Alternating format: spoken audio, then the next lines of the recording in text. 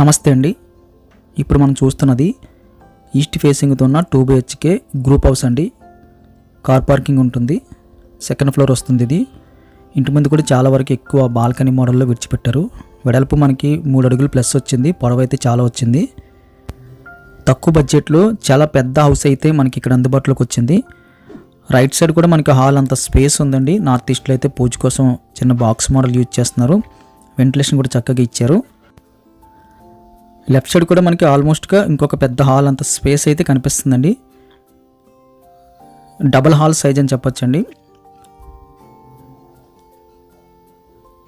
రెగ్యులర్గా మనం ఎంత పెద్ద ఫ్లాట్ చూసినా సరే ఇంత పెద్ద హాల్ అయితే ఉండదు.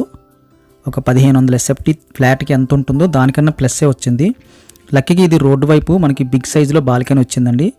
వెడల్పు ఇంచుమించు మనకి 8-9 వచ్చింది. పొడవు కూడా మనకి 12 వరకు వచ్చింది.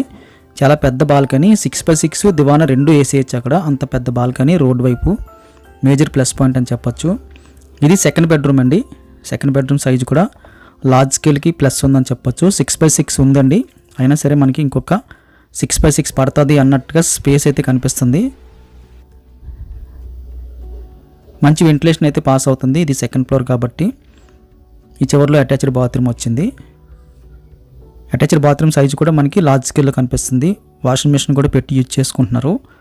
ఇండియన్ మోడల్ ఉందండి. కావాలంటే మనం అప్గ్రేడ్ చేసుకోవచ్చు. గాలి వెలుతురు చాలా చక్కగా అయితే పాస్ అవుతుంది. ఈస్ట్ ఫేసింగ్ కంప్లీట్ ఓపెన్తో వచ్చింది.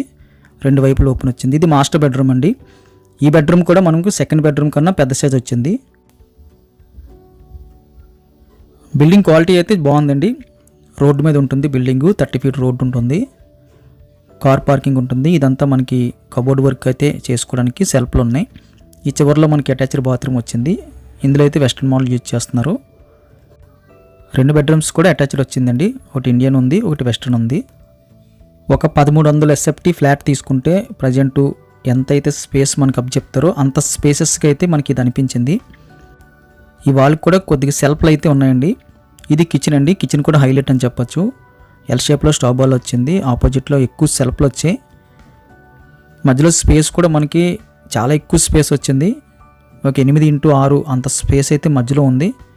ఇది మేజర్ ప్లస్ పాయింట్ అని చెప్పొచ్చు. ఎంత పెద్ద ఫ్రిడ్జ్ అయినా సరే లోపల పెట్టుకోవడానికి అయితే స్పేస్ ఉంది. తక్కువ బడ్జెట్లో చాలా పెద్ద ఫ్లాట్ విశాలంగా దొరికిందని చెప్పొచ్చండి. రీజనబుల్ ప్రైస్ అయితే మెన్షన్ చేస్తున్నాము. తమ్మనేల్లోని కిందన మోర్ అనే ఆప్షన్ ఉంటుంది. అది క్లిక్ చేస్తే చాలా డీటెయిల్స్ ఉంటాయి. అవి ఒకసారి చెక్ చేయగలరు. అవి చూసిన తర్వాత విజిటింగ్ కావాలనుకుంటే దయచేసి స్క్రీన్ మీద కనిపిస్తున్న నెంబర్కి కాల్ చేయండి. వీడియో ఖచ్చితంగా లైక్ బటన్ క్లిక్ చేయండి. ఫస్ట్ టైం ఛానల్ చూస్తుంటే కింద కనిపిస్తున్న సబ్స్క్రైబ్ బటన్ క్లిక్ చేసి సబ్స్క్రైబ్ చేయండి. Thank you very much for watching.